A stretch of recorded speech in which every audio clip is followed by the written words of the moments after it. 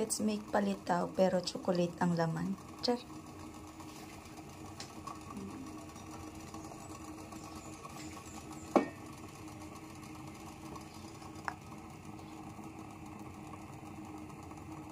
Didikit kaya to.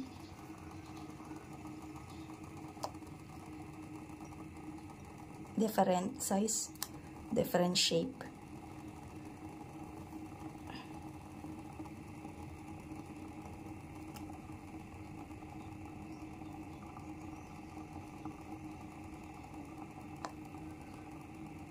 Yung ating chocolate palitaw. Ayan, budburan natin ng gatas.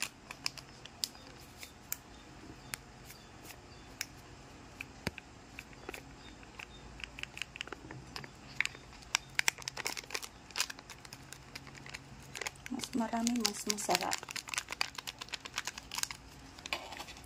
So, ito na yung ating chocolate palitaw. Binudburan natin ng gatas. Ayan, mas maraming gatas, mas masarap. Kain!